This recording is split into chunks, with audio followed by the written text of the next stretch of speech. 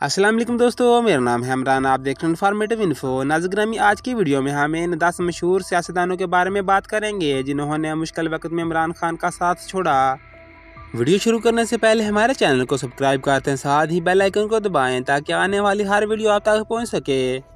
Number 1, Jahangir तरीन। नाज़-ग्रामी, जहांगीर तरीन को पीटीआई का कलीदी रुकन समझा जाता था। वो इमरान खान के करीबी साथियों में शामिल थे और इनकी माली और सियासी मदद की वजह से पार्टी को बहुत फ़ायदा हुआ। ताहम चीनी बहरान के बाद जब इनके खिलाफ तहकीकात शुरू हुई तो इनके और इमरान खान के दरमियान इख्तलाफात पैदा हो गए। कुछ लोगों का ख्याल है कि जहांगीर तरीन की पार्टी से दूरी एक धोखा था।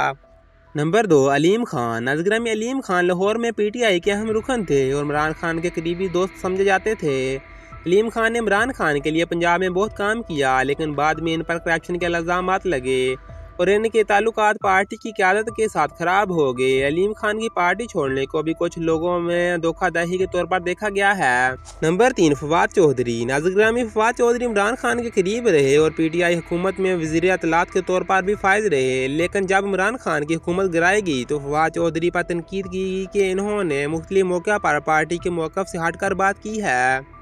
नंबर 4, परवेज़ खटक। नाज़-ग्रामी, परवेज़ खटक खैबर पख्तूनख्वा के साबिक़ वज़ीर आला और पीटीआई के अहम रुकन थे। कहा जाता है कि परवेज़ खटक ने पार्टी की क़यादत से बाद सियासी अमूर पर इख्तलाफात के बाद पार्टी से अलहदगी इख्तियार की है, जिसे इमरान खान के खिलाफ एक अहम दचका समझा गया। नंबर 5, शाह महमूद कुरैशी। नाज़-ग्रामी, शाह महमूद कुरैशी पीटीआई के नायब सदर और वज़ीर ख़ारजा भी थे। इन पर मुख्तलिफ मौक़ों पर पार्टी के अंदरूनी फ़ैसलों पर तनकीद की गई और कहा गया कि इन्होंने अपनी सियासी हैसियत को पार्टी के मफाद से ज़्यादा अहमियत दी है।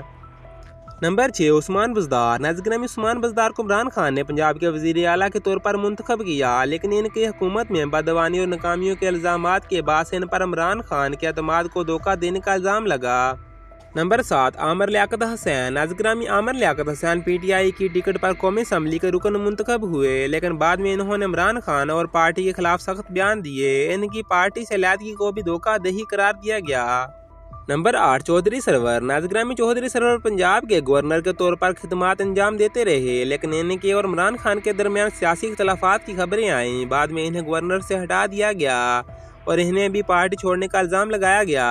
नंबर 9, खालिद महमूद सदीकी। नाज़-ग्रामी, खालिद महमूद सदीकी MQM के रहनुमा हैं जो इमरान खान की हुकूमत में इत्तेहादी जमात थे। ताहम कुछ मौक़ों पर MQM ने पीटीआई की हमायत से हटकर फैसले किए, जिसे इमरान खान के लिए एक सियासी दचका समझा गया।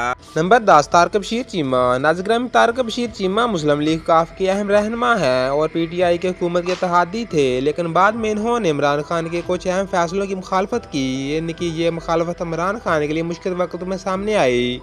नाज़-ग्रामी, ये सियासतदान मुख्तलिफ वजूहात की बिना पर पार्टी से अलग हुए या इमरान खान की क़यादत से इख्तलाफात किया और इनकी अलहदगी या मुखालफत को अवामी और सियासी हलकों में धोखाधड़ी के तौर पर देखा गया है।